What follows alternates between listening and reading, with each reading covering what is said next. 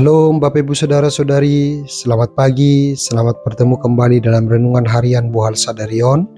Karena itu sebelum kita mendengar firman Tuhan, marilah kita berdoa. Kasih karunia dan damai sejahtera dari Allah Bapa dan anaknya Tuhan Yesus Kristus kiranya menyertaimu. Amin. Firman Tuhan yang menjadi Renungan Harian Bohal Sadarion tertulis dalam Injil Yohanes pasal 8 ayat 12 demikian. Maka Yesus berkata pula kepada orang banyak, katanya, "Akulah terang dunia. Barang siapa mengikuti aku, ia tidak akan berjalan dalam kegelapan, melainkan ia akan mempunyai terang hidup." Demikian firman Tuhan. Saudara-saudari yang dikasihi oleh Tuhan, akulah terang dunia, itulah yang dikatakan oleh Yesus. Tentu kita boleh bayangkan bahwa terang itu adalah sangat penting dan sangat fundamental dalam kehidupan kita. Kita boleh bayangkan kalau suatu malam tanpa ada terang tiba-tiba listrik padam, maka kita tidak bisa melakukan apapun. Kita bisa celaka, mungkin terhantuk kepada meja, atau kita tersandung, atau mungkin ada mara bahaya di sana, kita tidak bisa melihatnya tanpa terang.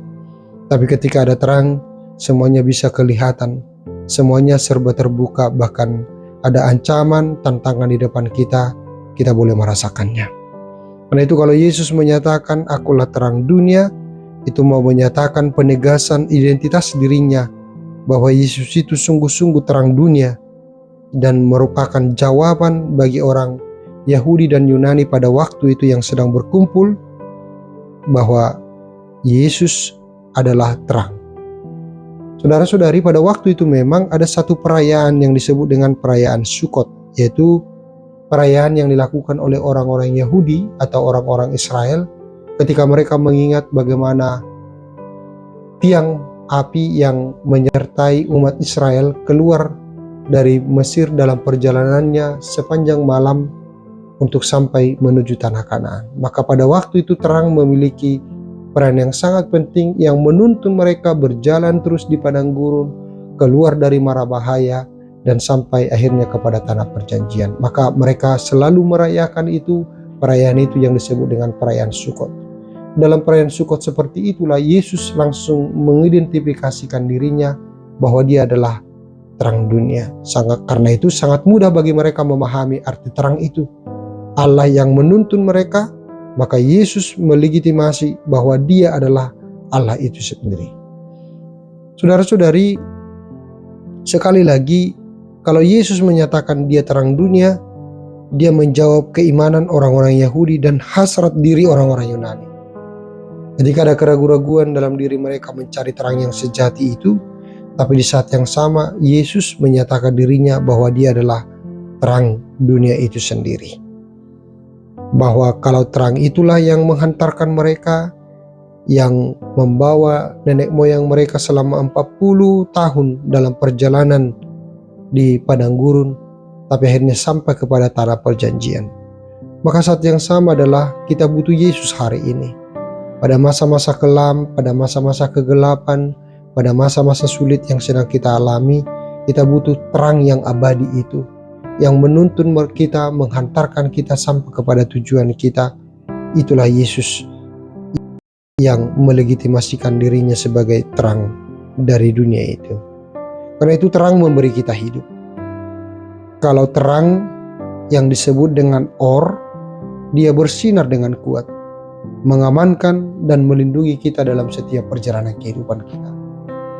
Maka tidaklah kebetulan kalau pada hari pertama Allah menciptakan terang, karena memang yang pertama-tama diperlukan oleh manusia itu supaya dia hidup di dalam terang.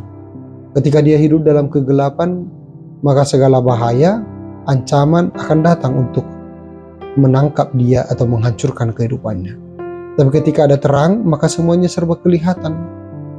Kita bisa membuat ancang-ancang, kita lebih waspada, karena kita bisa melihat dengan terang benderang.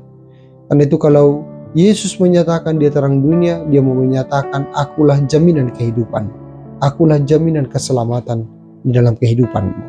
Karena tidak ada juru selamat yang lain, tidak ada nabi-nabi atau rasul-rasul yang menyatakan bahwa dia adalah terang dunia.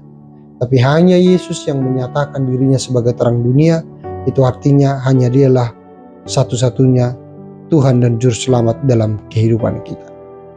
Hari ini 7 Oktober adalah peringatan bagi kita 162 tahun usia dari Gereja Kuria Kristen Batak Protestan HKBP. Sesungguhnya gereja atau eklesia adalah ek dan kaleo, artinya orang-orang yang dipanggil keluar dari kegelapan menuju kepada terang yang abadi. Maka ketika para misionaris datang kepada tanah Batak dan akhirnya membentuk satu gereja yang disebut dengan HKBP, itu artinya melalui pemberitaan Injil, setiap orang Batak yang hidup di dalam kegelapan, yang hidup dalam kepercayaan animisme, yang menyembah batu, yang menyembah patung-patung, menyembah pohon-pohon yang besar, atau menyembah gunung-gunung.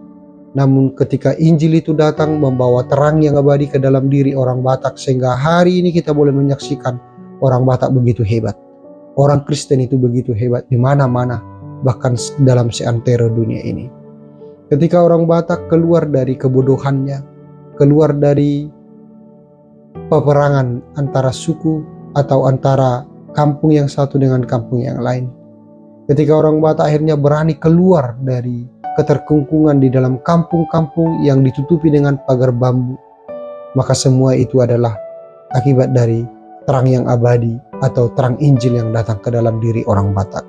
Karena itu kita tidak akan mungkin melupakan terang yang abadi itu. Kita akan terus berjalan dalam kehidupan kita, dimanapun kita berkarya, dimanapun bekerja hari ini.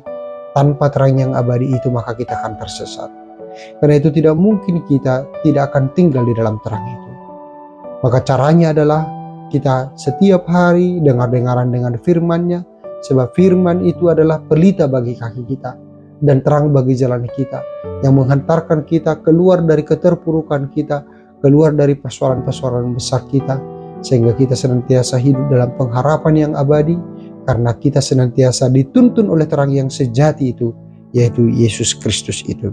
Selamat merayakan ulang tahun HKBP yang ke-162 tahun.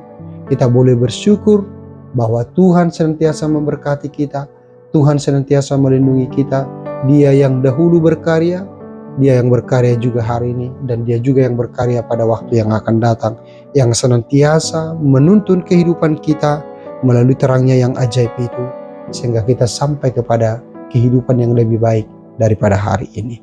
Kiranya Tuhan Allah menyertai kita sepanjang hari ini dalam berkarya, dalam melakukan segala aktivitas kita. Amin. Kita berdoa. Terpujilah Engkau ya Tuhan, karena Engkau adalah terang yang sejati yang menuntun kehidupan kami, membawa kami keluar dari kegelapan kehidupan kami. Engkau adalah Yesus, terang yang abadi itu yang menebus kami dari dosa dan kejahatan kami, sehingga kami sampai kepada kehidupan kekal oleh karena terang yang abadi itu. Kiranya terang-Mu itulah yang senantiasa menerangi kehidupan kami sepanjang perjalanan kami, bahkan dalam seluruh aktivitas kami sepanjang hari ini. Dalam Kristus Yesus kami percaya dan senantiasa bersyukur kepada-Mu. Amin.